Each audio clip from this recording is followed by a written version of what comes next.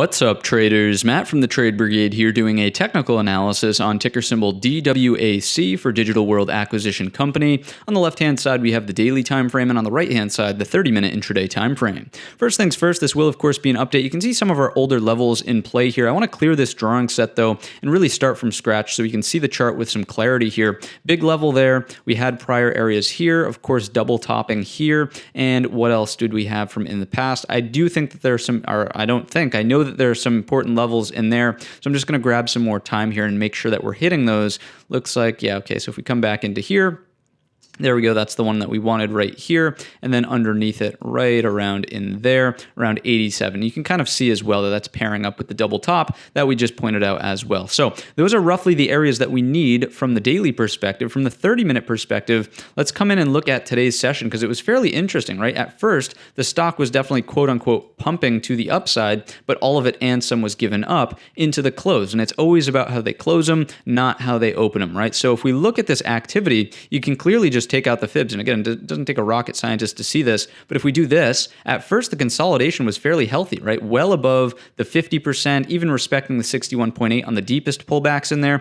looked promising, but all of that and some retraced into the afternoon. So these people in here, incredibly disappointed people who were either late to the party, maybe chasing the price action up here, fairly concerning, right? A lot of disappointed people in that overhead supply here. The question now becomes, how deep does the pullback come to? And I would imagine we get some sort of pullback. The question is, here's the potential for a double top. We know on the entry, it's usually the breakdown of the neckline, and that's still fairly far away. So into the remainder of the week, I would just be watching out for the two-day lows, essentially, right around in here. You can see that on the daily time frame chart, actually. If I just do something like this, there you go, 80.77. If it breaks, next level of support is here at 75.60, we'll call it, just for round number's sake, and then kind of opens the door up to 65, right, if that were to go. So one step at a time here, the indication of the inverted hammer is bearish, right? The sellers clearly took control, left all of those people disappointed at the highs. It's all now a question of, okay, how long are these people either willing to wait,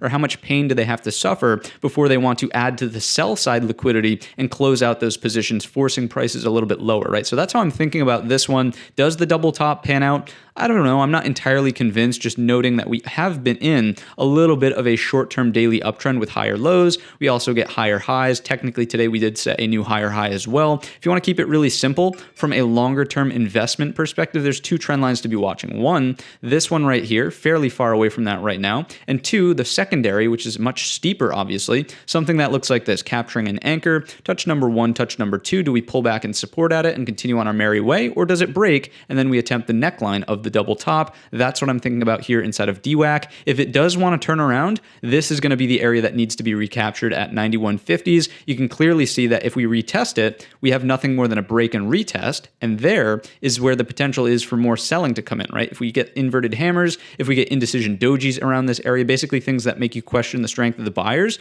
then look at this, right? Lower high, maybe we reattempt the low down here around 80.77. So 91.50, incredibly important area if the chart is going to turn around in the first place. If it doesn't even get close to it, then you know it's relative weakness, right? If we top out here, never even making it there, that's sort of, telling me something about the chart. So that's going to wrap up the video. If you enjoyed it today or learned anything new, let me know in the comments section or by giving the video a thumbs up. Don't forget our main channel is linked in the description. And all of that being said, I wish you a green trading week.